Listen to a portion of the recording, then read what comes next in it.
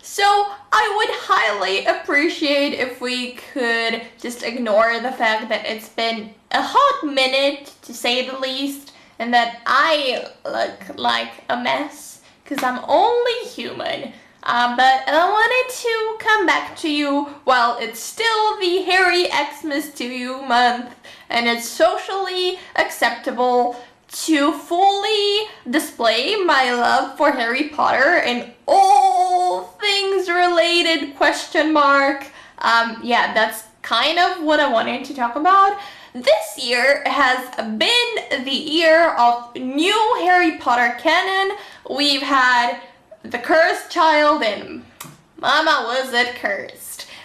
We've had Fantastic Beasts and Where to Find Them, and obviously, like the Harry Potter nerd that I am, I have consumed said new canon and had some thoughts, or, well, all of the thoughts, and wanted to discuss them a little bit with you, because why the hell not? Just so you know, I'll probably get into the spoilers at some point. I'll just make sure to warn you, like put a photo somewhere when I do, but I just know it's gonna be spoilery around here, so yeah. Anyway, if you've been in the Harry Potter fandom for a bit, you might be aware of the fact that we've been asking for new canon for so long. People have actually been anticipating something like the Cursed Child, but I don't think anyone has ever seen that coming, because honestly, how? I'm very sorry if I'm being bitter. I might get controversial on things. So, you know, if that's not your cup of tea, just, you know, leave, make both our lives easier. Anyway, back to my point. Here's a very short list of new things I would have preferred. A Netflix original series about the founders of Hogwarts. That would be amazing. A Netflix original series revolving around the Marauders in the Marauders era. Just imagine the perfection, honestly. Also, Hogwarts, a history. Will I actually die and not have been able to consume the magic that is Hogwarts, a history? Meanwhile, Harry and Ron and literally everyone that isn't Hermione has had that chance and hasn't taken advantage of it. Like, why? Hogwarts, a history sounds like the most epic thing. So, you know, if J.K. Rowling is up for writing it, I would very much like it in my possession one day. Now, Fantastic Beasts and Cursed Child, on the other hand. Fantastic Beasts, I absolutely loved. I love the concept. I love learning more about the wizarding world outside of the Great Britain and whatnot, and it's nice. I cried. I saw it a few times. I love Eddie Redmayne. I love Ezra Miller. So, you know, I was kind of biased just going in and experiencing the magic. It was such a wonderful experience, and I'm not sure if just reading the script, because obviously gotta get that cash and publish the script, even though the movie is available for everyone to watch, because why not? Don't we all love money? Yeah, anyway, I think that just experiencing it visually and all of that had such an important role to play in my perception of it, because I was in there and I was seeing all people and tiny little children in the cinema, and I was so touched that so many generations are experiencing the magic of Harry Potter, and I got emotional because that is who I am as a person. So yeah, I just really love Fantastic Beasts.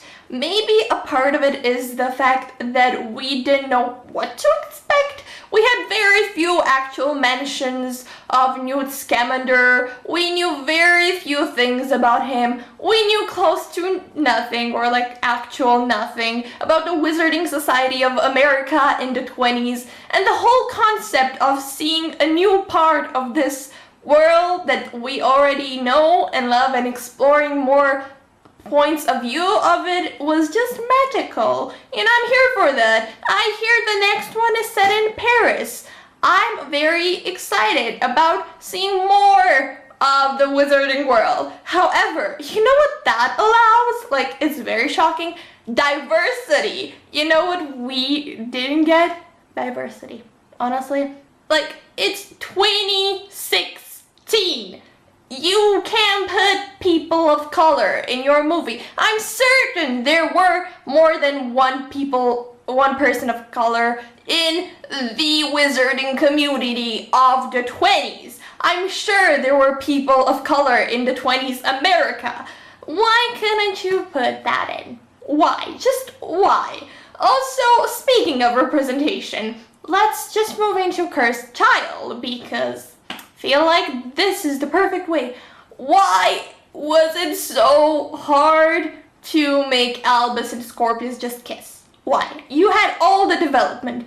You could have ended it with them kissing, or God knows. Imagine the amount of people that would have made their lives. Just imagine seeing yourself represented in this world that is so popular and just so comfortable to go back to.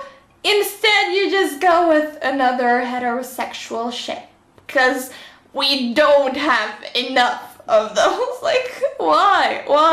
Honestly, I have a lot of negative thoughts regarding Cursed Child, because number one, did J.K. Rowling even write it? Like, let's be serious. Number two, while I appreciate that they thought it wouldn't be accessible to most of us, like 99%, to go to London and see the plane, blah blah blah. Yeah, it also kind of feels like a money grab. I feel like most of Harry Potter things that happen these days are simple money grabs, because it's so easy to spend all your money on Harry Potter things. I mean, let's be serious. So there's that. There's no way to enjoy the play itself at its fullest potential just reading it on paper. I imagine my experience with it would have been better had I seen it in theaters and witnessed all the different actors and the setting and whatnot. Would it have been much better? I'm not sure. As an experience, I think it would have been. My perception of the story, would it have changed? I don't know what to tell you, because I did not enjoy The Cursed Child. I was feeling touched at a few moments, but even then, something happened and I'm like, okay, no, this is not good. Every throwback to the original series felt like something that would just be there to remind you that this is supposed to be Harry Potter. This is Harry Potter. I felt like they were screaming at me that this is Harry Potter and I should be connected and emotional and attached to it. And I was like, this is not Harry Potter. I'm very sorry. What are you talking about? While I get very emotional when Hagrid is mentioned, and when Hagrid is emotional, I'm not falling for that. Cursed Child just felt like one large fanfiction, not the good type. I've read my fair share of Harry Potter fanfiction. Again, that is just who I am as a human being. But this was not a good one. It felt very like, what is happening? Who thought of this? The characters I knew and loved were so out of character. No, what was happening? Honestly, the dialogue felt very flat. I couldn't connect to the characters, for the love of God. I couldn't connect to Harry Potter. I'm sorry, but that sounds atrocious.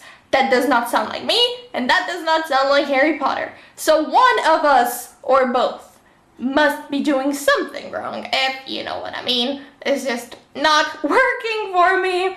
No, I will get into some spoilery details as to why I felt some of the characters were so out of character. So yeah, probably mute this until whatever is on screen disappears. Hermione Granger would not be very neglectful with something as important as a time turner.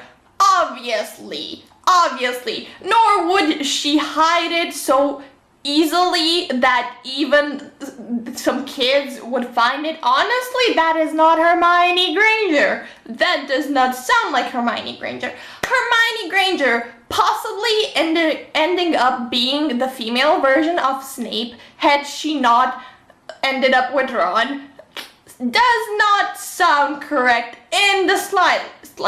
I do not see that happening in any dimension, so just the thought of it, even in a parallel universe, is atrocious to me because Hermione Granger is a strong, independent woman that cannot be defined by her relationship with a man. And that is not everything she is as a character. I am very sorry.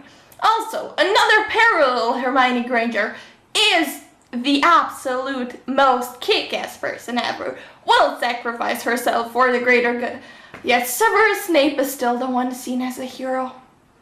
I can't. The level of kissing Snape's ass does feel very much like J.K. Rowling, which is the worst. I hate Snape so much, and I could go on for ages as to why that is.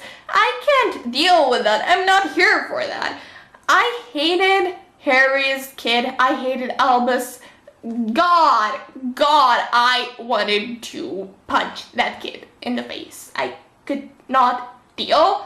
Harry didn't feel like Harry. You mean to tell me that Harry Potter would disrespect Minerva McGonagall and question her teaching abilities and play the "you don't have kids of your own" card? No, honey, take a seat.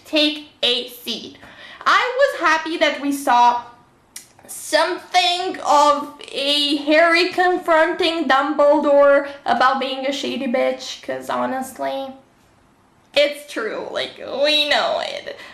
But it didn't feel genuine, mainly because it wasn't Dumbledore, it was a painting of Dumbledore, but I still felt like that Dumbledore's reaction didn't exactly reflect the Dumbledore we know, so I was like, no, not here for this.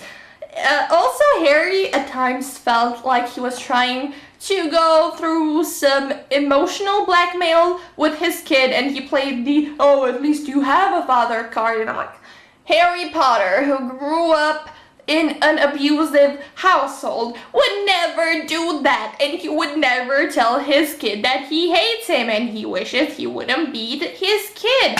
No. Anyway, there were some good things. I did get emotional at sad throwbacks to the OG series, even though they felt very extra, very unnecessary, very emotionally blackmailing in a sense, like they were trying to make me feel bad for not being invested because it is Harry Potter and it is canon, even though I refuse to acknowledge that. So yeah, also Ginny Weasley is just the highlight, and Minerva McGonagall throwing some truth bombs. I was here for that. Scorpius is the most pure child there is. Draco sort of got a redeeming arc, which I'm here for. I was so happy to see that. That was about it. I don't know how to feel. I feel like so much of this is so extra. Like, do we really honestly need 5 Fantastic Beasts movies? How many Fantastic Beasts can you find, honestly? And do we have to deal with Johnny Depp? Because so unnecessary. I feel like so much about Harry Potter is about symbolism, so still keeping him as such a large part of this new side of the Harry Potter world sends a message that I'm not here for. You can go through abuse allegations and still have a successful career and be part of a world that is against the very idea of abuse, and it's not something I'm here for. I love the feeling of being able to consume more Harry Potter related media. I love the feeling of knowing that I can just jump back into this world and there will be new sides of it to explore. I'm curious to see what will happen in the series next. I will keep buying Harry Potter canon material as it comes out because I'm Harry Potter trash and that is what I do. But also, I've very much seen this month, I can just reread Harry Potter, the original one, and have the feeling of seeing new things or seeing old things in a new light. Anyway, I can rewatch the movies. I can consume the old, perfect, or close to series and get more of a sense of fulfillment than consuming all this new media. And it's kind of sad, but kind of how I feel. So yeah, I feel bad, but I feel like it's important in this world and in today's society to be more of a filter than a sponge. And I've learned that just because J.K. Rowling puts something out doesn't mean it's the best thing ever. It doesn't mean I will love it. It doesn't mean I have to love it. It doesn't mean I can't be critical. So yeah, I'm very sorry if you didn't agree with a lot of what I said, but you know, it's fine. Discussion, as long as it's a polite discussion, I'm here for it. If you're just going to insult me and my opinions, I'm very sorry, but I'm not here for that. So please do let me know what your thoughts are. If you liked Cursed Child or Fantastic Beasts, or, you know, let's discuss things down there. Also, I will link my social media in case you want to find me there. Hope you're having a great day. I will see you soon.